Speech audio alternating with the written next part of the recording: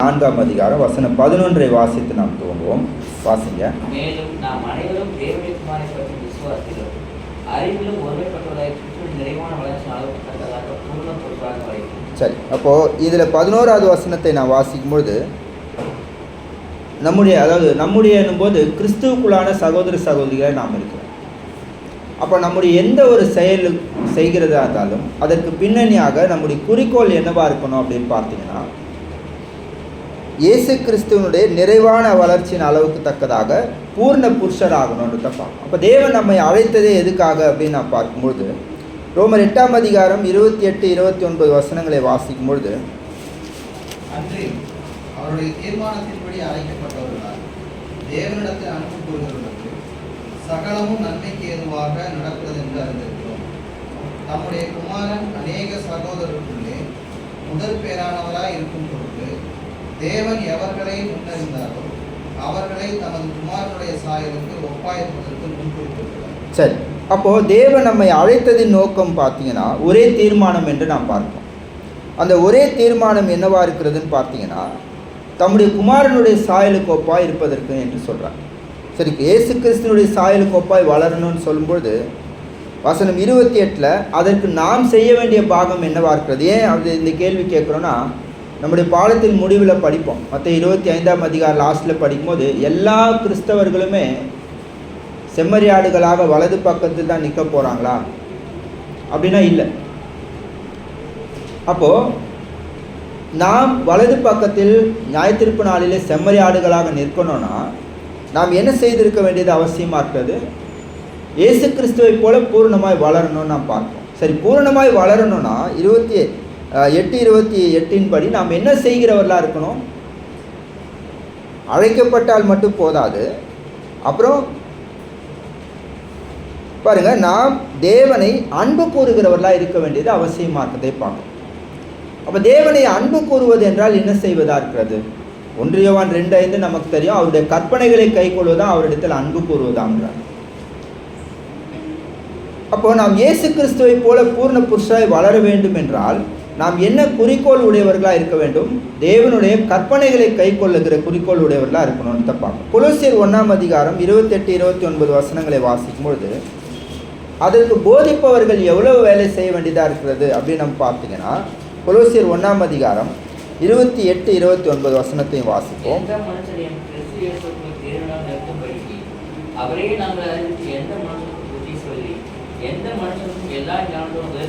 போதிப்பவர்களுடைய வேலை என்னவா இருக்கிறது? இயேசு கிறிஸ்துவை போல பூரணமாய் வளர வேண்டும் என்றால் நான் என்ன செய்தேன் தெரியுமா அப்படின்னு என்னுடைய வரலாறையோ இன்னொருத்தருடைய சரித்திரத்தையோ சொல்லிட்டு இருந்தால் இயேசு கிறிஸ்துவை போல வளர முடியுமா? பாருங்க, இயேசு கிறிஸ்துவை போல் வளர வேண்டும் என்றால் நாம் அவரையே அறிவிக்க வேண்டியது அவசியமாக இருக்கிறதை பார்க்கணும். அப்போஸ்தலனாகிய பவுல் கமாலியேலுடைய பாதத்து அருகே வேத எழுத்துக்களை கற்றுக்கொண்டவர். ஆனால் அவருடைய உபதேசம் எதை பற்றி இல்லை என்றால் கமாலியேலிடத்தில் கற்றுக்கொண்ட ஞானத்தை குறித்து அவர் போதிச்சிட்டில்லை. அப்போ அவர் எப்பொழுதுமே யாரை போதித்தார் என்றால் அவருடைய குறிக்கோள் 1 கொரிந்தியர் 2ஆம் அதிகாரம் 1-2 வசனங்களை படிக்கும்போது நான் சிலுவையில் அறையப்பட்ட இயேசு கிறிஸ்துவை என்று வேறு ஒன்றையும் நான் அறிவிக்க தீர்மானித்திருக்கிறேன் என்றார். அவருடைய பிரசங்கத்தில் எப்பொழுதுமே இயேசு கிறிஸ்துவை தான் அறிவிக்க வேண்டும் என்று தீர்மானம் முடியும். ஏன்? இந்த வசனத்திலே படிக்கிறோம் 28வது வசனத்தில், ஏன் இயேசு கிறிஸ்துவை அவர் அறிவிக்கிறார்?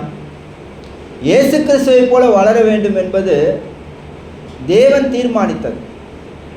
அப்போ தேவன் நம்மை அதற்கு தான் அழைத்து இருக்கிறார். அந்த ஒரே தீர்மானத்திற்கு தான் அழைத்திருக்கிறார். அப்போ போதிப்பவரும் யாரையே அறிவிக்க வேண்டியது அவசியமாக இருக்கிறது? இயேசு கிறிஸ்துவையே அறிவிக்க வேண்டியது அவசியமாக இருக்கிறதே பார்க்குறோம். 29 வாசிங்க. கொலோசியர் 1:29.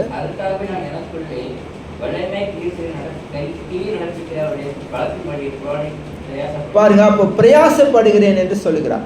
போதிப்பவர்கள் நம்ம பார்க்கும்பொழுது அப்போ நாம் இயேசு கிறிஸ்துவை போல வளரத்தக்கது. ஏன்னா நம்மை போல ஒருத்தரை உருவாக்கணும்னா அது நமக்கு சீசர்களாக இருப்பாங்க. இன்றைக்கி பெரும்பாலான ஊழியக்காரர்களுடைய வேலை என்னென்னா அவங்களுக்கு சீசர்களை உருவாக்குவது, அவங்கள ஒரு ஃபேன் பேஸ் உருவாக்குவது.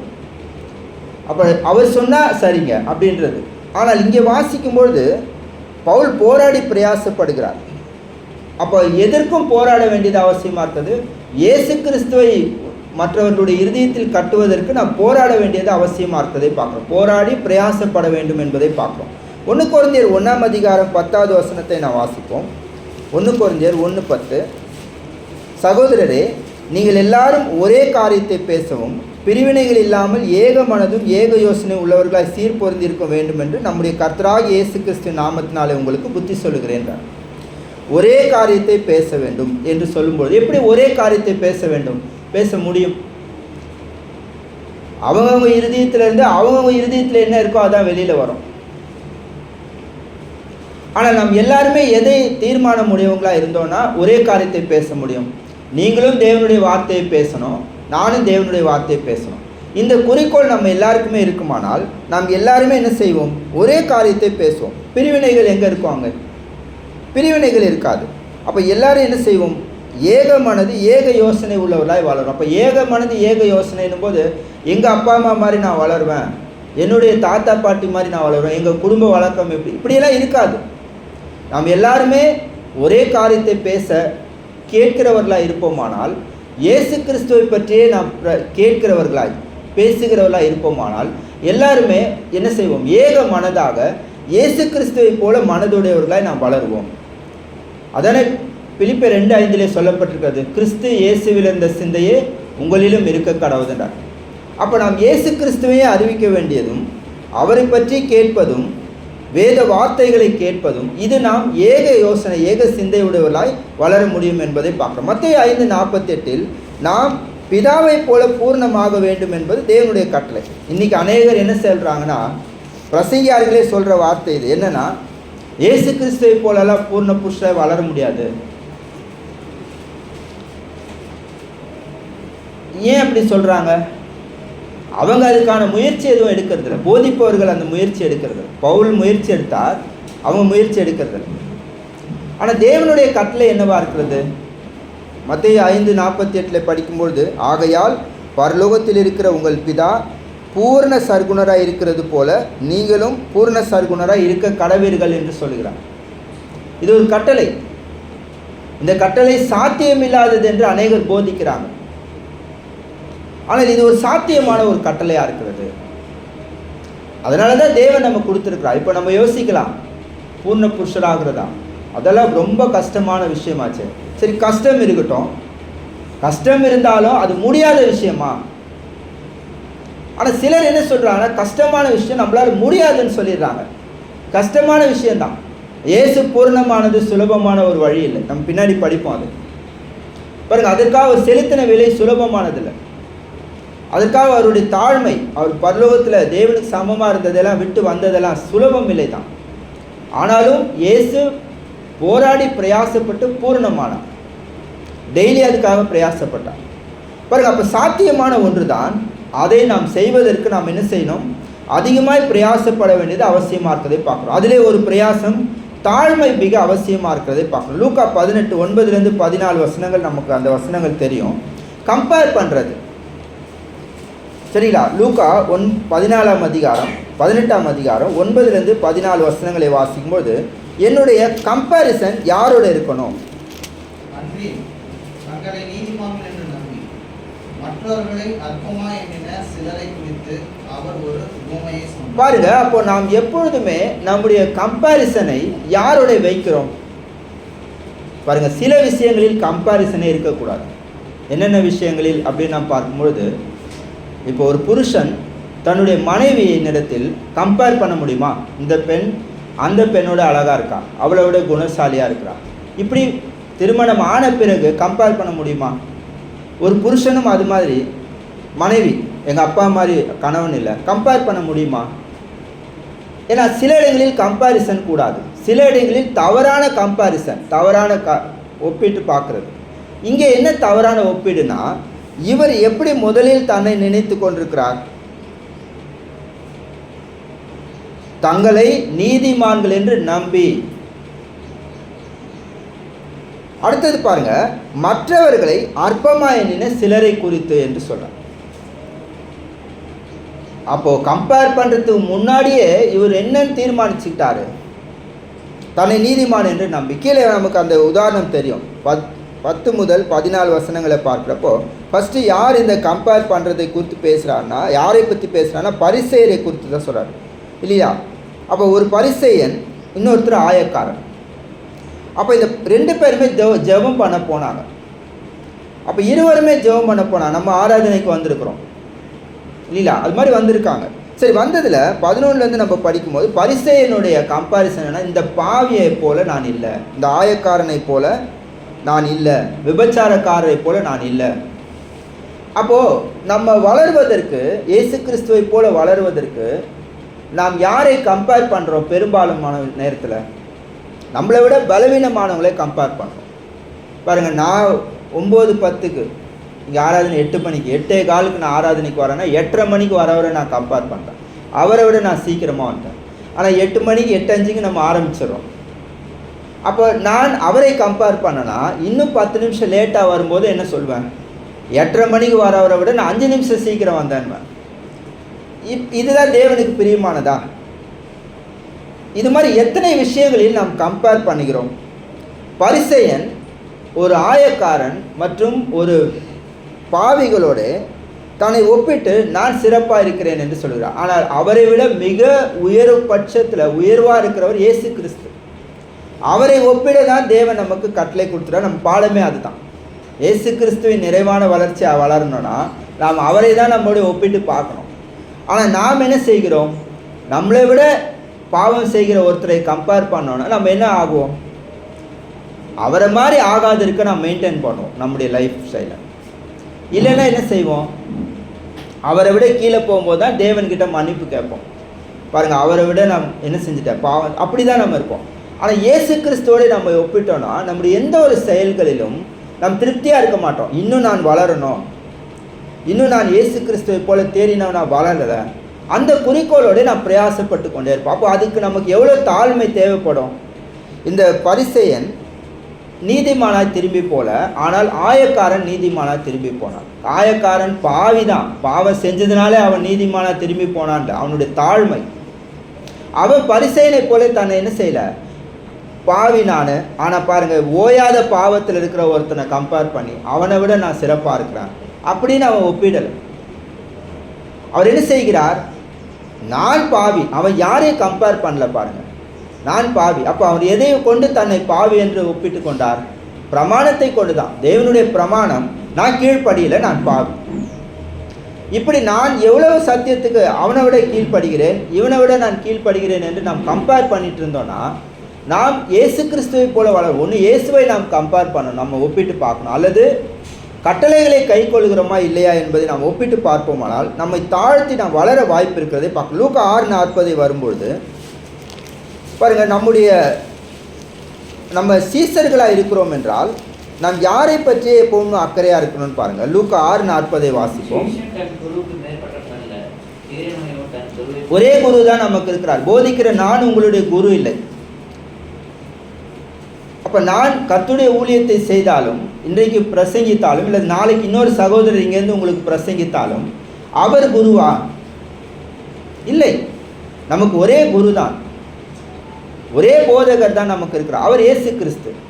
பாருங்க, அவரை போல தேறினோம். அப்போ நீங்களும் நானும் நம்ம எல்லாருமே சேர்ந்து இயேசு கிறிஸ்துவை போல தேறினவர்களாய் வளரணுன்ற குறிக்கோள் தான். அதற்கு ஏதுவான எந்த ஒரு முயற்சிகளையும் நம்ம எடுத்துக்கொண்டே இருக்கணும். வாரத்தின் முதல் நாளில் சபை கூடி வருகிற கொஞ்ச நேரம் தான் நம்ம அந்த குறிக்கோளுடையவங்களாக இருக்கணுமா? வீட்டுக்கு போனால் வேறு குறிக்கோளா? இல்லை. நம்ம எப்போவுமே என்ன செய்ய வேண்டியதாக இருக்கிறது? இயேசு கிறிஸ்துவை போல தேறினவன் ஆகணுன்ற அந்த குறிக்கோளோடைய நாம் பிரயாசப்பட வேண்டியது அவசியமாக இருக்கிறதை பார்க்கணும். டெய்லி அதற்கு நடைபெறணும்னு நம்ம பார்க்கணும். திடீர்னு ஒரே நாளில் இது நடைபெறதில்லை. நம்ம எல்லாருக்கும் எக்ஸாம்ஸ் பற்றி தெரியும். தேர்வு அன்னைக்கு மட்டும் உட்காந்து அதுக்கு முன்னாடி நாள் நைட்டு மாங்மான்னு படித்தா எவ்வளோ மார்க் எடுப்பாங்க. ஆனால் ஒருத்தர் தேர்வு எழுத கிளாஸ் ஜாயின் பண்ண நாள்லேருந்து பிரயாசப்பட்டார்னா எவ்வளோ மதிப்பெண் எடுப்பார் பாருங்கள். இயேசு கிறிஸ்துவை போல தேறினவன் ஆகணும் போது அப்போஸ்தலனாகிய பவுல் கூட ஞானஸ்நானம் எடுத்துகிட்டு மரணம் வர டைம் பார்த்துக்கலாம் அப்படின்னு அவர் வெயிட் பண்ணிட்டார். டெய்லி 2 கொரிந்தியர் 4:16 நம்ம எல்லாருக்கும் தெரியும். எங்கள் புறம்பான மனுஷனால நாளுக்கு நாள் அழிந்தும் உள்ளான மனுஷனால நாளுக்கு நாள் புதிதாகுதுன்னும் போது அப்போ டெய்லி நம்ம பிரயாசம் பண்ணோம். எபிரேயர் 2:10 நான் வாசிக்கும்போது அதே போல் பூரணம் ஆகணும்னு நம்ம விரும்புவோமானால் அதற்கு நாம் என்ன செய்ய வேண்டியதாக இருக்கிறது? எபிரேயர் 2:10 வாசிப்போம். ஏனென்றால் தமக்காகவும் தம்மாலேயும் சகலத்தையும் உண்டாக்கினவர் அநேகம் பிள்ளைகளை மகிமையில் கொண்டு வந்து சேர்க்கையில் அவருடைய ரட்சிப்பின் அதிபதியை உபத்திரவங்களினாலே பூர்ணப்படுத்துகிறது அவருக்கு ஏற்றதாக இருக்கிறதுன்றார். சில மக்கள் என்ன சொல்கிறாங்கன்னா, அப்போ இயேசு கிறிஸ்துவை போல பூர்ணமாகிறதுன்னும் போது இயேசு கிறிஸ்து நம்மை போல மனிதனாகவே வரலையே, அவர் ஒரு தேவனாச்சே, அவர் ஒரு கடவுளாச்சே, அவரை போல நம்ம எப்படி வளர முடியும்? ஒன்று அப்படி ஒரு உபதேசத்தை போதிக்கிறான். அல்லது இயேசு கிறிஸ்து தேவனுடைய குமாரனுங்க, அவரால் முடியும், நம்மளால் முடியாது. ஆனால் எபிரேயர் 2ஆம் அதிகார பாடமே என்னது? 4ஆம் அதிகாரத்திலே பாடம் என்னது?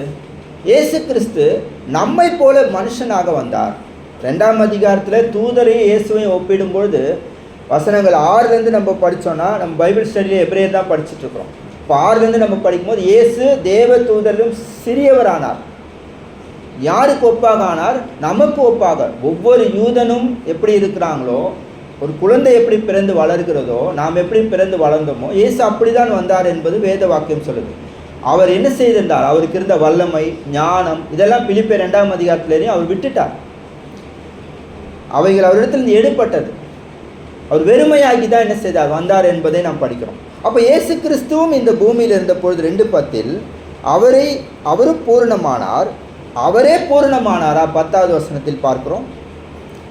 யார் பூரணப்படுத்தினார் பாருங்க, நம்முடைய ரட்சிப்பின் அதிபதியை உபத்திரவங்களினாலே பூர்ணப்படுத்துவது அவருக்கு ஏற்றதாக இருந்ததுன்றார். அப்போ பிதாவானவர் இயேசு கிறிஸ்துவை பூரணப்படுத்தியிருக்கிறார். எதை கொண்டு? உபத்திரவங்களை கொண்டு என்பதை பார்ப்போம். அப்போ பிதா இயேசுக்கு மட்டும்தான் இதை செய்திருக்கிறாரா?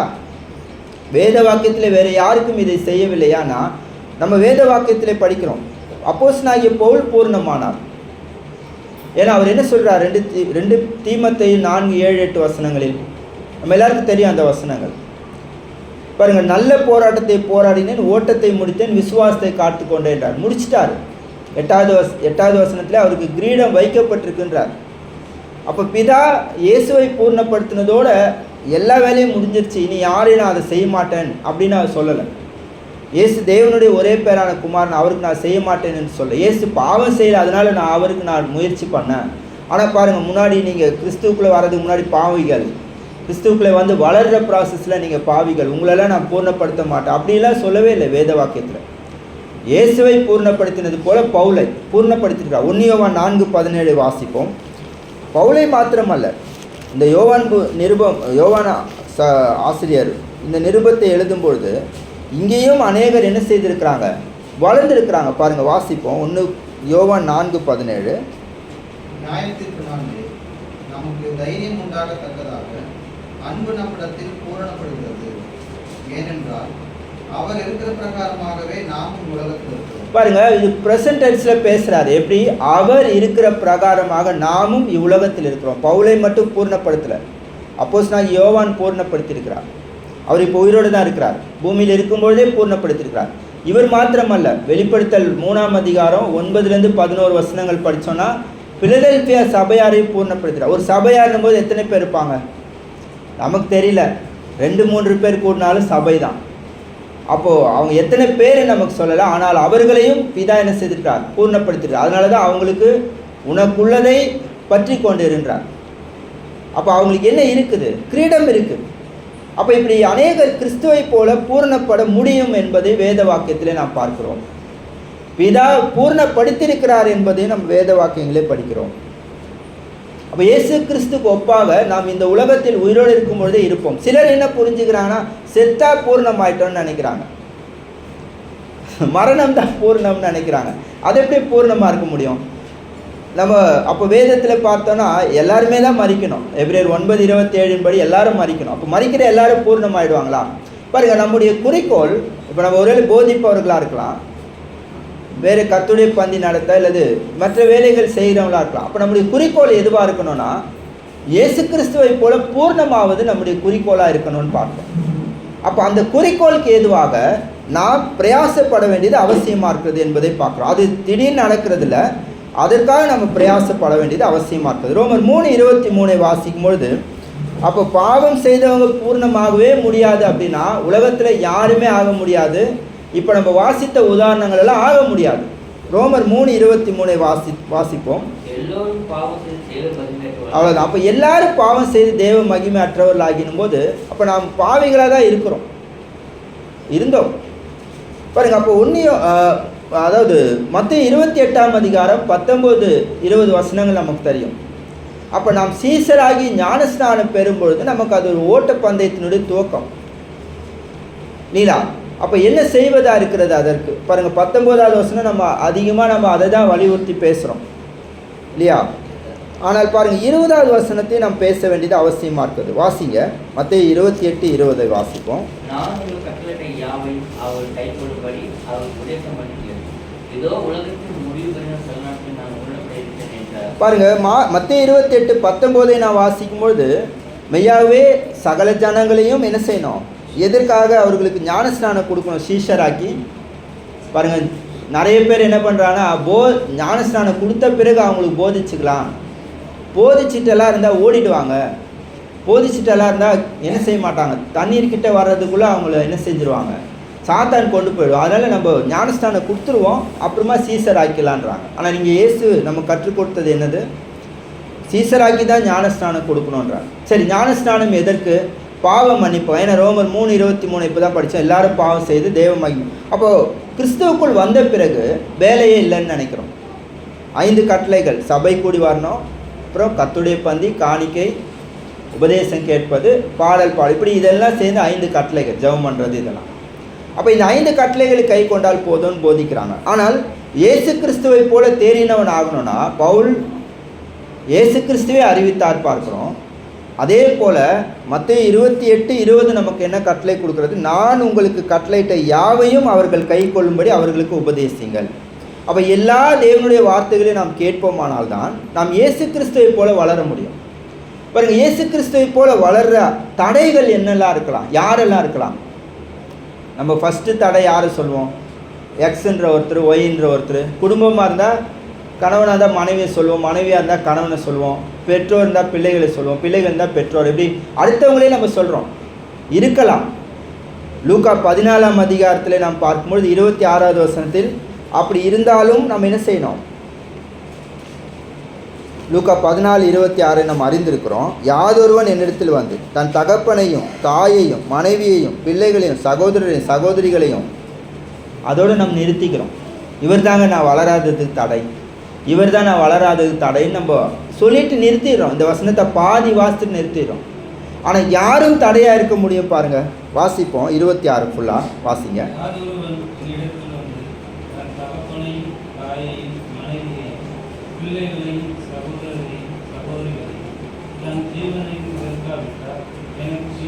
பாருங்க, தன் ஜீவனையும் வெறுக்காவிட்டால், அப்போ நம்ம என்ன செய்வோம்? இயேசு கிறிஸ்துவை போல வளருவதற்கு தடையாக இருக்க முடியும். எப்படி நாமே இருக்க முடியும்? நம்ம எபேசியர் 2ஆம் அதிகாரத்துக்கு போனால் முன்னாடி நம்ம மாம்சமும் மனசும் விரும்பினதை செய்து கொண்டிருந்தோம். கிறிஸ்துவுக்குள்ள வந்த பிறகு மாம்சம் மனசும் விரும்பினதை செய்வோம். என்னை யாரும் கேள்வி கேட்கக்கூடாது. அப்படி வாழ்ந்தால் எப்படி நம்ம வளர முடியும்? பாருங்கள், ஏற்கனவே நம்ம படித்தோம், ஆயக்காரன் பரிசேயன், ஆயக்காரன் 2 பேரை கம்பேர் பண்ணோம். பரிசேயன் என்ன பிரச்சனை? நான் சரியாக இருக்கிறேன், அதான் அவருடைய பிரச்சனை. அவர் வளர முடிஞ்சதா? இல்லை. அப்போ முதலாவது நாம் என்ன செய்ய வேண்டியதாக இருக்கிறது? தன்னையும் வெறுக்க கற்றுக்கொள்ளணும். அப்போ எதெல்லாம் இயேசுவுக்கு பிரியமானது, அவரை போல வளருவதற்கு தடையாக இருக்கிறது, அந்த தடைகளை எங்கேருந்தே அகற்ற தொடங்கணும். ஃபஸ்ட்டு நம்மக்கிட்டேருந்து அகற்றணும். நம்ம எல்லாரும் மத்தேயு 7 தெரியும். முதலில் யாருடைய கண்களுக்கு முன்பாக இருக்கிற உத்திரத்தை எடுத்து போடணும்? உன் கண்ணில் இருக்கிற உத்திரத்தை உணராமல். அப்போ என்னோட வளர்றதுக்கு தடையை இவங்க தான் நம்ம இன்னொருத்தரை கை காட்டுறது எப்படி சிறப்பாக இருக்கும் பாருங்கள். நாம் முதலில் நம்ம என்ன செய்யணும்? வளரத்தக்கதாக நாம் அதிகமாய் நம்மை பற்றி சுத்திகரித்து கொண்டு அடுத்தவர்களை சுத்திகரிக்கணுன்றதுக்கு நம்ம பார்ப்போம். யோவான் 12ஆம் அதிகாரம் நம்ம பார்ப்போம். 47 முதல் 49 வசனங்கள். நாம் எப்பொழுதெல்லாம் இயேசுடைய தேவனுடைய வார்த்தைகளை கை கொள்ளலையோ உண்மையாகவே இயேசுவை நாம் தள்ளுகிறோம். தள்ளுறதுனா என்னன்னு நமக்கு தெரியும். போதிப்பவர் ஒருவேளை கடிந்து கொள்ளலாம், ஏங்க நீங்கள் இந்த மாதிரி இச்சைகளில் இருக்கிறீங்க, நீங்கள் இந்த மாதிரி என்ன செஞ்சிட்ருக்கிறீங்க, வளரலை, இது உங்களுடைய பிரச்சனை என்று நாம் தேவனுடைய வார்த்தைகளை கொண்டு கடிந்து கொள்ளப்படுறோம், கேட்குறோம். அவரை பகைக்கணுமா அல்லது அவருடைய வார்த்தைகளை தள்ளணுமா? பாருங்க என்ன சொல்றாரு, வாசிங்க 47 47 வசனங்கள். ஒருவன் என் வார்த்தையை கேட்டு விசுவாசியாமல் போனார், அவனை நான் நியாயத்தீர்ப்பதில்லை. நான் உலகத்தை நியாயத்தீர்க்க வராமல் உலகத்தை ரட்சிக்க வந்தேன். என்னை தள்ளி என் வார்த்தையை ஏற்றுக்கொள்ளாதவனை நியாயத்தீர்த்து கொண்டிருக்கிறது. நான் சொன்ன வசனங்களை கருத்து நியாயத்தீர்க்கும். நான் சுயமாய் பேசவில்லை, நான் பேசுகிறது என்னென்றும் உபதேசிக்க வேண்டியது என்னென்றும் என்னை அனுப்பின பிதாவை எனக்கு கட்டளையிட்டதா. சரி, அப்போ இங்கே வாசிக்கும்போது இயேசுவை நாம் தள்ளுகிறோம். ஜட்ஜ்மெண்ட் செய்ய போகிறவரே அவர் தான், அவருடைய வார்த்தைகள் தான், தேவனுடைய வார்த்தைகள் தான் நம்ம நியாயத்திருக்க போகுது. நாம் அதையே தள்ளிட்டு நியாயமான காரணம் நம்ம நிறைய காரணங்களை சொல்கிறோம். கீழ்ப்படியாமல் இருக்கிறதுக்கு, நம்முடைய சுய இச்சையின்படி வாழ்கிறதுக்கு நிறைய காரணங்கள் சொல்கிறோம். பாருங்கள் அது எப்படி இருக்கும். இப்போ நம்மளே எடுத்துப்போமே, 2 கொரிந்தியர் 6:14 நம்ம எல்லாத்துக்கும் தெரிஞ்ச வசனம். அந்நிய நுகத்திலே அவிசுவாசிகளுடன் பிணைக்கப்பட, அது எனக்கு ஆகாத வசனம். என் லைஃப் ஸ்டைலுக்கு அதெல்லாம் செட் ஆகாது. நான் உலகத்தில் தான் போய் பெண் எடுப்பேன். பாருங்கள் யாரை தள்ளுகிறோம்? போதிப்பவரையா இயேசுவையா? அப்போ நியாயம் தீர்க்க போகிறவர் யார்? போதிப்பவரா இயேசுவா? ஒருவேளை நானே உங்களுக்கு நீங்கள் செய்தது சரிங்க, ஆமாங்க அப்படின்னு நான் சொல்கிறேன்னு வச்சுக்கோமே, இருவருமே என்ன செய்யப்படுவோம்? அப்போது பாருங்கள் தேவனுடைய கட்டளைகள், எந்த ஒரு கட்டளைகளுமே அது என்னவா இருக்கிறது? நம்ம நியாயத்திற்கு போகிற கட்டளைகளாக இருக்கிறதே பார்க்குறோம். அப்போ நாம் அதை தள்ளுவதற்கல்ல, என்னுடைய சுய இச்சையின்படி பிழைக்க நான் என்ன செய்கிறேன்? அந்த கட்டளைகளை தள்ளுவதல்ல, தேவனுடைய கட்டளைகளை கை கொண்டு நடக்கும் பொழுது தான் நாம் நியாயத்திற்பனாலே நமக்கு நன்மை இருக்கும் என்பதை பார்க்கணும். லூக்கா 16:13 வாசிக்கும்பொழுது பாருங்கள், 2 எஜமான்கள் நம்ம தெரிந்து கொள்ளவே முடியாது. அது கூடாதுன்றார் தேவன். ஏன் நம்மளால் தெரிந்து கொள்ள முடியாதுன்றாரு? அது கூடாதுன்றார். எப்போ நாம் உலகப் பொருளை நம்முடைய எஜமானாக தெரிந்து கொள்கிறோமோ தேவனை நாம் அஸ்டே பண்ணுகிறோம் என்கிறார். லூக்கா 16:13 வாசிங்க. எந்த ஊழியக்காரனும் 2 எஜமானுக்கு ஊழியம் செய்யக்கூடாது. ஒருவனை பகைத்து மற்றவனை சிநேகிப்பான், அல்லது ஒருவனை பற்றி கொண்டு மற்றவரை அஸ்டே பண்ணுவான். தேவனுக்கும் உலக பொருளுக்கு ஊழியம் செய்யக்கூடாது என்றார். பாருங்க, அப்போ நம்ம என்ன செய்ய வேண்டியதாக இருக்குது? தேவனை நாம் எப்பொழுது அஸ்டே பண்ணுகிறோம்? என் வாழ்க்கை எப்படி நல்லா இருக்கும்? தேவனை நாம் ஏற்றுக்கொள்றதில்ல, அவரை நாம் அஸ்டே செய்கிறோம், அவருடைய பிரமாணங்களை நாம் அஸ்டே செய்கிறோம். நாம் எப்படி வளர முடியும்? தேவனுடைய உதவி இல்லாமல் நம்ம எப்படி அவரை போல பூர்ணமாகும்? இயேசு உலகத்தில் இருந்த பொழுது நம்ம இந்த வார்த்தையே சொல்லுவோம் திரும்ப, இயேசு தேவனுடைய குமாரன், அவர் தேவனாக இருந்தார். சரி, அவரை பூர்ணப்படுத்தி கொண்டாரா? பிதா அவரை பூர்ணப்படுத்தினாரா? அவருக்கே பிதா தான் பூர்ணப்படுத்த வேண்டியதாக இருந்ததுன்னா அப்போ நாமளே எப்படி பூர்ணமாக்கி கொள்ள முடியும்? பிதாவினுடைய கட்டளைகளை அசட்டை செய்து, தேவனை அசட்டை செய்து நாம் எப்படி பிதாவை போல பூர்ணமாக முடியும்? நிச்சயமாக வளர முடியாது. நம்ம பரிசேயரை போல தான் நினச்சிட்ருப்போம் நான் சரியாக இருக்கிறேன்ட்டு. ஆனால் பரிசேயர்கள் அப்படியே இருந்திருந்தால் அவர்கள் நியாயத்திருப்பினால எங்கே நிற்பாங்க? அவங்க வளரலை, மனம் திரும்பலை, அதே நிலையில் இருந்தாங்கன்னா என்ன ஆகும்? அவங்க ப்ரேயரை கேட்கப்படலையே, அப்புறம் மற்ற காரியங்கள் எப்படி கேட்கப்படும்? அப்போ நாம் என்ன செய்ய வேண்டியது அவசியமாக இருக்குது? நாம் நம்முடைய எஜமான தேவனை நாம் அசட்டை செய்யக்கூடாது. அப்போ அவருடைய கட்டளைகளை கை கொள்ளணும். மத்திய 28:20 எவ்வளோ கட்டளைகளை கை கொள்ளணும்? நான் உங்களுக்கு கட்டளையிட்ட யாவையும் அவர்கள் கை கொள்ளும்படி. அப்போ எல்லா கட்டளைகளையும் கை கொள்ள தீர்மானம் முடியுங்களாக்க. 1 யோவான் 2:5 நம்ம ஆரம்பத்திலே சொன்னோம் இல்லைங்களா? அப்போது அவரை அன்பு கூறுவதென்றால் அவருடைய கற்பனைகளை கை கொள்வதான் அன்பு கூறுவது. அப்போ வசனத்தை நாம் கை கொள்ளலைன்னா அன்பு கூறுதல். சரி, கை கொள்கிறோன்னா எப்படி கை கொள்ளணும்னு நமக்கு அந்த விதிமுறைகள் இருக்குது. 1 தீமோத்தேயு 1:5 வாசிங்க. சபை கூடி வருகிறோம், கை கொள்கிறோம், ஆனால் அது எப்படி செய்ய வேண்டும் என்பதும் அங்கே சொல்லப்பட்டிருக்கிறதை பார்க்குறோம். 1 தீமோத்தேயு 1:5 வாசிங்க. கற்பனையின் பொருள் என்னவெனில் சுத்தமான இருதயத்திலும் நல்மனசாட்சியிலும் மாயமற்ற விசுவாசத்திலும். சரி, இங்கே உள்ள கிரேக்க வார்த்தையை நாம் அறிந்திருக்கிறோம். டெலியாஸ் என்ற வார்த்தை தான் பயன்படுத்தப்படும். அப்படின்னா கற்பனையினுடைய முடிவு, எண்ட் ஆஃப் த கமாண்ட், அப்படி தான் இருக்குது கிரேக்க வார்த்தையிலேருந்து படித்தா. அப்போ ஒரு கற்பனையினுடைய முடிவு என்ன? கீழ்ப்படிதல் மட்டுமல்ல, கீழ்ப்படிதலோடு சேர்ந்து எதுவும் இருக்கணுமா? சுத்தமான இருதயத்திலும் நல்மன சாட்சியிலும் மாயமற்ற விசுவாசத்திலும் பிறக்க அன்பு. மாயத்தனமாய் கீழ்ப்படிதா ஏற்றுக்கொள்ள மாட்டார் தேவன். நம்முடைய இருதயத்தை பார்க்கிறார் இல்லையா? அதனால தான் எப்படி கேட்குறாரு? மாயமுள்ள அன்பு இல்லை, சுத்தமான இருதயத்திலும் நல்மன சாட்சியிலும் மாயமற்ற விசுவாசத்திலும் பிறக்கும் அன்பேன்றார். ஏன் இதை திருப்பி சொல்கிறோன்னா, மத்திய 23 பரிசேயர் வேதபாரகரை அநேக தரம் மாயக்காரர் என்றார். ஏன்? அவங்க உள்ளே சுத்தம் பண்ணலை, இருதயம் சுத்தமாகல, ஆனால் புறம்பே கீழ்ப்படிஞ்சாங்க, தசமபாகம் செலுத்தினாங்க, இருதயத்தில் உள்ள விசேஷித்தவர்களை விட்டுட்டாங்கன்னு 23 சொல்கிறார். அதே மாதிரி தேவாலயத்தில் உள்ள பொன் வெள்ளி இது மேலே அக்கறையாக இருந்தாங்க. ஆனால் எதை விட்டுட்டாங்க? விசேஷித்தவைகளை, பொன்னை பரிசுத்தமாக்குகிறதை, அதையெல்லாம் விட்டுட்டாங்க.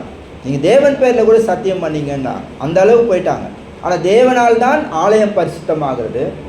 ஆலயம் பரிசுத்தமாக இருந்தால் அதில் வருகிற பொன் பரிசுத்தமாகுதுன்றதை அவங்க விட்டுட்டாங்க. எது விசேஷித்தவைகள் ஆக்குதோ அதை விட்டுட்டு உலக பொருட்களை பார்த்தாங்க. இப்படி அவர்கள் குருடர ஆவிக்குரிய வகையில் இருந்தார்கள் என்பதை பார்த்தோம். அப்போ நம்முடைய இருதயத்திலிருந்து கீழ்ப்படுகிறோமா தேவனுடைய கட்டளைகளை? இப்போ இங்கே சொல்கிறது போல் சுத்தமான இருதயத்திலும் நல்மனசாட்சியிலும் மாயமற்ற விசுவாசத்தில் பிறகு அன்பேனும் போது நம்ம இப்படி தான் தேவனை அன்பு கூறுகிறோமா? இதை நாம் சிந்தித்து பார்க்க வேண்டியது அவசியமாக இருக்கிறதை பார்க்கணும். ஏன் இதெல்லாம் நம்ம பார்க்கணும் அப்படின்னா, மத்திய 7ஆம் அதிகாரம் 22-23 வசனங்கள் நமக்கு தெரியும். இயேசு எல்லாரையும் ஞானஸ்நானம் எடுத்த எல்லாருமே வாங்க என் பிதாவினால் ஆசீர்வதிக்கப்பட்டவர்களேன்னு சொல்ல போகிறாரா? பிரசங்கம் பண்ணீங்களா? வாங்க வாங்க நீங்கள் தான் முதல்ல என்ன செய்யணும், பரலோகத்துக்கு போகணுன்னு சொல்லுவாரா? அங்கே என்ன சொல்கிறாங்க? 22 வாசிங்க, மத்திய 7:22. அநேகர் என்னை நோக்கி, கர்த்தாவே கர்த்தாவே, உமது நாமத்தினாலே தீர்க்க தரிசனம் உரைத்தோம் அல்லவா? உமது நாமத்தினாலே பிசாசுகளை துரத்தினோம் அல்லவா? உமது நாமத்தினாலே அநேக அற்புதங்களை செய்தோம் அல்லவா என்பார்கள். அப்பொழுது நான் ஒரு காலம் உங்களை அறியவில்லை, அக்கிரம செய்கைக்காரரே, என்னை விட்டு அகன்று போங்கள் என்று அவர்களுக்கு சொல்லுவேன். பாருங்க, அவர்கள் செய்த செயல்களையே அக்கிரம செய்கைன்ட்டார் கர்த்தர். தீர்க்க தரிசனம் உரைத்தோன்றாங்க. தீர்க்க தரிசனம் உரைத்ததுனால பாருங்க, அவங்கள நல்ல பரலோகத்துக்கு போங்கன்ட்டாரா? இல்லை. பிரச்சனை என்ன? அங்கே பிதாவின் சித்தத்தை செய்யலைன்னு 21 நம்ம படிக்கிறோம். 1 தீமோத்தேயு 1:5 எப்படி செய்யாதிருந்தால் அது பிரச்சனையாக இருக்கிறது. புறம்பான செயல்களை தான் அவங்க சொல்கிறாங்க. ஏன்னா இப்போ நீதிமொழிகள் 20:6 நீங்கள் வாசித்தீங்கன்னா, மனுஷர் பெரும்பாலும் தங்கள் தயாளத்தை பிரசித்தப்படுத்துவாங்கன்னு சொல்கிறாங்க. உண்மையில் மனுஷனை கண்டுபிடிப்பாங்க. இவங்க பிதாவின் சித்தத்தை செய்யலை, தீர்க்க தரிசனமே உரைக்கலை, கள்ள போதனை பண்ணாங்க. அக்கிரம செய்கைக்காரர் என்னை விட்டு அகன்று போங்கன்னு சொன்னால் இவங்க பதில் பேசியிருப்பாங்களா? தலை குனிஞ்சிருப்பாங்க. ஆமாம், கரெக்ட் தான் ஆண்டவர் சொல்கிறது. என்ன பண்ணோம்? நாங்கள் கள்ள போதனை தான் பண்ணோம், அவர் கரெக்டாக தான் சொல்கிறாரு அப்படின்னு விவாதம் பண்ணியிருக்க மாட்டாங்க. அவங்க விவாதம் பண்ணுகிறார்கள் என்றால் எதை கொண்டு விவாதம் பண்ணுறாங்க? நாங்கள் உரைத்தோம்னா சொல்லியிருக்கிறாங்க.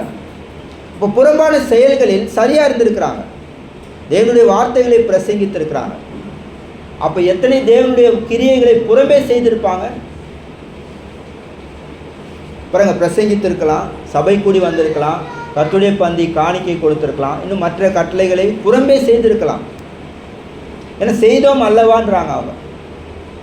அப்போ புறம்பே செய்ததுனால் தேவனால் ஏற்றுக்கொள்ளப்படுவாங்களா? அது செய்ததுனால தான் அவங்க தைரியமாக பேசுகிறாங்க இயேசு இடத்துல.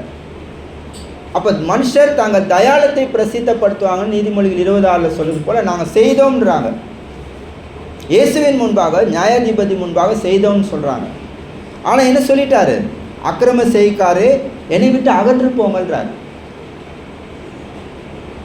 அப்போ எப்படி இயேசு அவங்களுடைய செயலை நீங்கள் அக்கிரமம் செஞ்சீங்கன்னு சொல்ல முடியும்? அவங்க தீர்க்க தரிசனம் உரைத்தோம், அந்நிய பாஷை பேசணும், பிசாசு தோர்த்தணும்னு சொல்கிறதெல்லாம் எப்படி அக்கிரமக்கிரை என்று அவர் சொல்ல முடியும்? ஒரே சான்ஸ் எது தான்? இயேசு பொய் சொல்ல மாட்டான். அப்போ பொய் சொல்லலைன்னா இயேசு உண்மையை சொல்கிறான்னா எப்படி அவங்களை தீர்ப்பு செய்ய முடியும்? அப்படி பாருங்க, ஒரே வாய்ப்பு என்னன்னா அவங்களுடைய இருதயத்திலிருந்து அவங்க கீழ்ப்படியாதது தான் இருக்க முடியும். இப்போ 1 கொரிந்தியர் 13ஆம் அதிகாரத்தில் 1 முதல் 3 வசனங்களை நாம் அறிந்திருக்கோம். தீர்க்க தரிசனம் சொல்கிறது அங்கே பேசப்படுது, அந்நிய பாஷை பேசுகிறது பேசப்படுது 1-2 வசனத்தில். சரி, அந்த 1-2 வசனங்களில் அவங்க தீர்க்க தரிசனம் உரைத்தாங்க, அந்நிய பாஷை பேசுனாங்கன்றதுனால கர்த்தர் அவங்களுடைய செயலை புகழ்ந்துட்டாரா? யாருக்கு பிரயோஜனம் இல்லைன்றாரா? அந்த 2 வசனத்திலையும் பேசின எனக்கு பிரயோஜனமா? இப்போ நான் உங்களுக்கு முன்னாடி தீர்க்க தரிசனம் உரைக்கிறேன், போன வாரம் நடந்ததை நான் மனசில் வச்சுட்டு உங்களை பழி தீக்கணும்னு நான் பேசுகிறேன். ஆனால் தேவனுடைய வார்த்தையை தான் பேசுகிறேன், பிரசங்கம் தான் நான் பண்ணுறேன். பாருங்கள், கிறிஸ்துவின் நாளில் அப்போ இயேசு கிறிஸ்து என்னை தீர்ப்பு செய்யும்போது எப்படி தீர்ப்பு செய்வார்? இந்த வசனத்தின்படி அன்பில்லாமல் செய்திருக்கிறேன்வார். அப்போ ஒருத்தரை பழி வாங்கிறதுக்காக நான் பேசுவது. ஏன்னா இது பிலிப்பியர் 1ஆம் அதிகாரத்திலே படிக்க முடியும், வாசிக்க வேண்டாம். 15-17 வசனங்களை படித்தோன்னா சிலர் என்ன செய்தாங்க? வஞ்சகத்தோடும் பொறாமையோடும் அறிவித்தது கிறிஸ்துவை. பவுலுக்கு உபத்திரவங்களை கூட்டணும்னு அவங்க பிரசங்கி. அப்போ எந்த ஒரு செயலுமே பிரசங்கிப்பது மட்டுமல்ல. அடுத்தது அன்னதானத்தை பேசுகிறார். தரும் சாப்பாடு கொடுக்குறது இல்லையா? 1 கொரிந்தியர் 13:3 நம்ம படிக்கணும். சரீரத்தையே சுட்டெரிக்க கொடுத்தாலும் அன்பில்லை என்றால், இப்போ இயேசு சிலுவையில் அறைய போகிறாரு. பேதுரு சொல்கிறாரு, நானும் உம்மோடு என்ன செய்வேன், மறிக்க ரெடியாக இருக்கிறேன்றார். சரி, அப்போ எப்படி மறிக்கணும்னு பட்டயத்தை எடுத்து சாகிறதுக்கு ஒரு 4 பேரையாவது குத்தி கொண்டுட்டு இவரும் சாகலான்னு ரெடியாக இருக்காரு. இயேசுடைய மரணமும் பேதுரு தெரிந்து கொள்கிற மரணமும் ரெண்டுமே என்ன மரணம்? இயேசு கிறிஸ்து தேவனுக்காக மறிக்கிறார், பேதுரு இயேசுவுக்காக மறிக்கிறார். 2 மரணமே ஒன்றா இருக்க முடியுமா? நிச்சயமாக பேதுரு அப்படி செத்துருந்தார்னா இயேசு கிறிஸ்துவோடு இருந்திருப்பாரா பாரதேசிலனா? இருக்க முடியாது.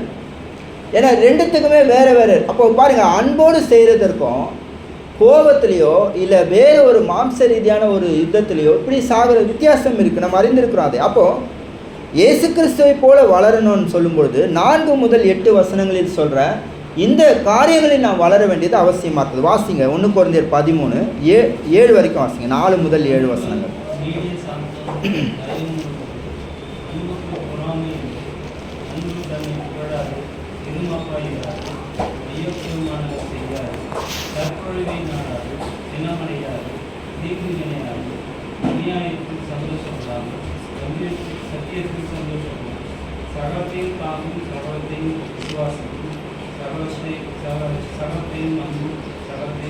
பாருங்க, அப்போ 4 முதல் 7 வசனங்களில் அன்போடு செய்தால்தான் தேவனால் ஏற்றுக்கொள்ளப்படுறோம். அப்போ அன்புன்னு பொழுது பாருங்கள், பெற்றுக்கொள்கிறவங்கள வச்சு நம்ம செய்கிறதில்ல. பெற்றுக்கொள்கிறவங்க ஒரு வேளை நம்மளை கோபப்படுத்தலாம், நம்மளை அற்பமாக நினைக்கலாம், நம்மளை தூசிக்கலாம் இல்லையா, புறம் பேசலாம் போயிட்டு, ஏதோ அதெல்லாம் இல்லை. நம்ம அன்போடு செய்வது யாருக்காக செய்கிறோம்?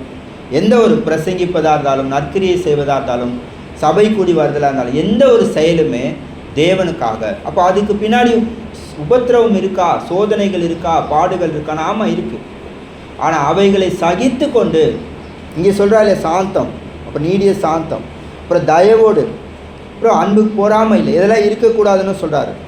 அன்பு தன்னை புகழாது, இருமாப்பா இராது, அயோக்கியமானதை செய்யாது, பழி வாங்குறது இல்லையா, அதெல்லாம் இல்லை. தற்பொழிவை நாடாது, சினமடையாது, தீங்கு நினையாது, அப்புறம் அநியாயத்தில் சந்தோஷப்படாமல் சத்தியத்தில் சந்தோஷப்படும், சகலத்தையும் தாங்கும், சகலத்தையும் விசுவாசிக்கும், சகலத்தையும் நம்பும், சகலத்தையும் சகிக்கும்ன்றார். பாருங்கள், இப்படி நாம் என்ன செய்ய வேண்டியதாக இருக்குது? அன்பில் எது இருக்கக்கூடாதோ அது இல்லாமல் செய்யணும், எது இருக்கணுமோ அதோடு செய்யணும். இப்படி நாம் பிரயாசப்பட வேண்டியது அவசியமாக இருக்கிறதை பார்க்கலாம். அப்போ இயேசு கிறிஸ்து வளர்ந்தார். எபிரேயர் 5ஆம் அதிகாரம் 8-9 வசனங்களை படிக்கிறோம். அப்போது 9வது வசனத்தை உடனே வாசித்து என்ன செய்கிறோம் பாருங்கள், நம்ம நித்திய ரட்சிப்பு அடைவதற்கு இயேசு காரணர் ஆகின்னு நம்ம சொல்கிறோம். அப்போ இயேசு ஏற்றுக்கொண்டால் போதும், நீங்கள் நித்திய ரட்சிப்பு அடைவீங்கன்னு நம்ம சொல்கிறாங்க நிறைய பேர் அப்படி போதிக்கிறாங்க. ஆனால் எப்படி நாம் நித்திய ரட்சிப்பை அடைய இயேசு காரணராக இருப்பார்? நாம் என்ன செய்தால் அவர் நம்ம நித்திய ரட்சிப்பை அடைய காரணராக இருப்பார்? வாசிங்க எபிரேயர் 5:8-9. அவர் குமாரனாய் இருந்து பட்ட பாடுகளினாலே கீழ்ப்படிதலை கற்றுக்கொண்டு நாம் பூரணராக இருந்து நமக்கு கீழ்ப்படுகிற யாவரும் நித்திய ரட்சிப்பை அடைவதற்கு காரணராகும். ஆமாம், அப்போ இயேசுவுக்கு கீழ்ப்படுகிற யாவரும் நித்திய ரட்சிப்பை அடைவதற்கு காரணராகின்றார். அப்போ இயேசு கிறிஸ்து பூர்ணமானார், நாம் பூரணமாகணும். அதே போல் இயேசு கிறிஸ்துடைய கட்டளைகளை, அவர் மூலமாய் கொடுக்கப்பட்ட வசனங்களை நாம் கை கொண்டு என்ன செய்யணும்? பல நேரம் தமக்கு கீழ்ப்படுகிறவர்களுக்கு அவங்களுக்கு தான் என்ன செய்யறார்? நித்திய ரட்சிப்பு அடைவதற்கு காரணராகின்னு படிக்கிறோம். அப்போ மத்தேயு 25ஆம் அதிகாரத்துக்கு நாம் வருகிறோம். பாருங்கள், அங்கே ஒரு நியாயத்தீர்ப்பு நாளில் நடைபெறுகிற ஒரு காட்சி இருக்கிறதை நாம் பார்க்குறோம். இதை விட ரொம்ப அருமையான காட்சி நமக்கு நிறைய வேதத்தில் இருக்கலாம். ஆனால் இந்த காட்சி எவ்வளோ அருமையாக இருக்குது பாருங்கள். மத்தேயு 25ஆம் அதிகாரம் நான் வாசிக்க போகிறதில்ல. அதில் மத்தேயு 25 31 நம்ம லாஸ்ட் வரைக்கும் படித்தோன்னா அங்கே இயேசு கிறிஸ்துடைய வருகையை சொல்கிறார். எப்படி வருகிறார்? மிகப்பெரிய ஒரு மகிமையோடு தூதர்களோடு வருகிறதை நாம் பார்க்குறோம். சரி, வருகிற அவர் என்ன செய்கிறார்? தூதர்கள் வெள்ளாடு செம்மறியாடு என்று பிரிக்கிறார்கள். எல்லாருமே அவர் முன்னாடி நிற்கிறாங்க. வெள்ளாடு செம்மறியாடுகள் என்று பிரிக்கிறாங்க. அதில் செம்மறியாடுகளை நிற்கிறவங்கள பற்றி 34 சொல்கிறார். 41 இடது பக்கத்தில் நிற்கிறவங்கள பற்றி சொல்கிறார் 45 வரைக்கும். அப்போ இடது பக்கத்தில் நிற்கிறவங்க ஏன் அங்கே நின்றாங்க? இடது பக்கத்தில் தேவ தூதர்கள் அங்கே நிற்க வச்சதுக்கான காரணம் என்ன? கிறிஸ்தவர்களாக இருக்கிறவர்களும் இடது பக்கத்தில் நிற்க முடியுன்றதுக்கு இந்த உதாரணம். அப்போ நாம் இடது பக்கத்தில் ஏன் நிற்கப்படுறோம்? ஒருவேளை நிற்கப்படுவோம்னா ஏன் இருக்கணும்? பாருங்கள், இங்கே எது காண்பிக்கப்படுது? நற்கிரியைகள். நற்கிரியைகள் நம்முடைய நியாயத்தீர்ப்பு நாள். ஏன்னா தேவனுக்கு கீழ்ப்படிவது என்று சொல்லும்பொழுது பாருங்கள், நிறைய கட்டளைகளை நாம் கை கொள்ளலாம். நற்கிரியைகள் என்கிற விஷயத்தில் நாம் கை கொள்ளாது இருந்தோமானால் என்ன ஆகும்? பொருளாசை நமக்கு இருந்தால் என்ன செய்வோம்? நற்கிரியை செய்கிறத யோசிப்போம். அப்போ இங்கே இடது பக்கத்தில் நிற்கிறவங்க என்ன ஆகுறாங்க? நித்திய ஆக்கினைக்கு போகிறாங்கன்னு சொல்கிறாரு. அப்போ என்ன காரணம்னா, அவங்க எப்படி அன்பு கூறலை சகோதரர்களைன்றதை நம்ம இங்கே பார்ப்போம். வலது பக்கத்தில் நிற்கிறவங்களை குறித்து பேசுகிறார். 34 நம்ம வாசிப்போம். மத்தேயு 25:34. அப்பொழுது ராஜா தமது வலது பக்கத்தில் நிற்பவர்களை பார்த்து, வாருங்கள், என் பிதாவினால் ஆசீர்வதிக்கப்பட்டவர்களே, உலகம் உண்டானது முதல் உங்களுக்காக ஆயத்தம் பண்ணப்பட்ட ராஜ்யத்தை சுதந்திரித்துக் கொள்ளுங்கள். எப்படிப்பட்ட ஒரு ராஜ்யமாக அது இருக்குது? உலகம் உண்டானது முதல் உங்களுக்காக ஆயத்தம் பண்ணப்பட்ட ராஜ்யத்தை சொல்லு. இப்போ இந்த உலகம் 6 நாளில் சிருஷ்டிக்கப்பட்டது. பாருங்க, இதையே நம்ம ஆச்சரியப்படுறோம், வியக்கிறோம். பிரபஞ்சத்தை பாருங்கள், பா என்னமா தேவன் படைச்சிருக்கா. அதுவும் எங்கெங்கேயோ ஒன்று இருக்குது, ஆனால் ஒரே மாதிரி சுற்றிட்டு இருக்கு. கரெக்டாக மனிதர்கள் கணக்கிடுறாங்க, இந்த நாளில் இந்த நட்சத்திரம் இங்கே தெரியும், இவ்வளோ மணி நேரத்தில் அது கிராஸ் ஆகுது பூமியை, அவ்வளோ துல்லியமாக கணக்கிடுறாங்க. கணக்கிடுறவனை ஆச்சரியப்படுறேன்னா படைத்தவரை எவ்வளோ ஆச்சரியப்படணும். அது மாதிரி பிரபஞ்சம் நமக்கு சொல்கிறது மட்டுமல்ல, நம்முடைய உடம்பில் உள்ள ஒரு செல் அது எவ்வளோ நமக்கு சொல்லுது. இப்படி தேவன் 6 நாளில் படைத்த இந்த உலகம், மனிதர்கள், நம்மையே நம்ம வியக்கும்பொழுது, உலகம் உண்டானது முதல் உங்களுக்காக ஆயத்தம் பண்ணப்பட்டிருக்கிற ராஜ்யத்தை அது எவ்வளோ அருமையாக இருக்க போகுது பாருங்கள். அந்த ராஜ்யத்தை சுதந்திரிக்க போகிறவர்கள் இங்கே வாசிக்கிறோம், நற்கிரியைகள் செய்திருக்கிறதை குறித்து பேசுகிறார். இப்போது நம்ம இயேசு கிறிஸ்துவை போல பூர்ணம் ஆகும் பொழுது, இந்த ராஜ்யத்தை சுதந்திரிக்கும் பொழுது பாருங்கள், அது எவ்வளோ ஒரு அருமையான ஒரு வாக்கு தத்தத்தை பெற்றுக்கொள்கிற ஒரு நாளாக அது இருக்க போது. எவ்வளோ ஒரு அருமையான வாக்கு தத்தத்தை நாம் அடைந்து அந்த ராஜ்யம்னும் போது ஏதோ பார்த்துட்டு போகிறதில்ல. மோசே கானான் தேசத்தை பார்த்துட்டு மறிச்சிட்டார், அந்த மாதிரி இல்லை. அது அதில் வாழப்போகிறோம், சுதந்திரிக்க போகிறோம் போது என்ன செய்ய போகிறோம்? அங்கே தான் நம்ம இருக்க போகிறோம், நித்தியமாக வாழ போகிறோம்.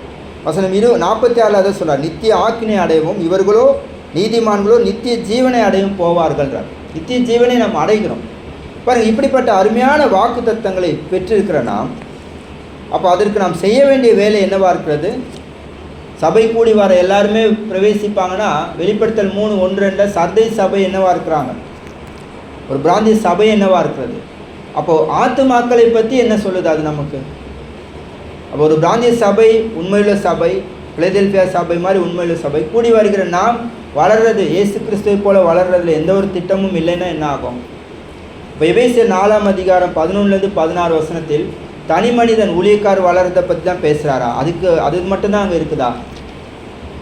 இல்லையே. எபேசியர் 4 நம்ம வேத வாசிப்பில் வாசித்தோம் இல்லையா? பாருங்கள், ஒவ்வொரு அவயவமும் தன் அளவுக்கு தக்கதாக கிரியை செய்கிறபடியேன்றார். அப்போ ஒவ்வொரு அவயவமும் போது எல்லா தேவனுடைய பிள்ளைகளும் இயேசு கிறிஸ்துவை போல வளரணும். அப்போ அதுதான், அதற்காக நாம் இயேசு கிறிஸ்துவை அறிவிக்கணும். பாருங்கள், அவரை போல பூர்ணம் ஆகணும்னா நம்ம என்ன செய்யணும்? 11 படிக்கிறோம், எல்லாருக்கும் ஒரே விசுவாசம் இருக்கணும். ஒரே விசுவாசம் எப்படி வரும்? ஒரே தேவனுடைய வார்த்தையை போதிப்பதினால்தான் வரும். அப்போ நாம் அனைவரும் இயேசு கிறிஸ்துவை போல பூர்ண புருஷர் ஆகும் வரைக்கும் ஒவ்வொருத்தருமே வளர வேண்டியது அவசியமாக இருக்குது. அது எந்த அளவிற்கு வளரணும்? இப்போ நான் இருக்கிற அளவு போதும், ஆயக்காரனை போல பரிசேயனை போல நான் சரியாக இருக்கிறேன்னு இடத்துல இயேசு கிறிஸ்துவின் நிறைவான வளர்ச்சியின் அளவுக்கு தக்கதாக என்ன செய்யணும்? பூர்ண புருஷராகும் வரைக்கும்ன்றார். ஸோ அந்த அளவிற்கு நாம் வளரத்தக்கதாக நாம் அதே குறிக்கோளோடைய பிரயாசப்படுவோம். தேவன் நமக்கு உதவி செய்வாராக. சபை கூடி வரலை விட்டுவிடாமல் வாஞ்சோடு கலந்து கொண்டு பொறுமையாக தேவனுடைய வார்த்தையை கேட்டவங்கள் அனைவருக்கும் நன்றி.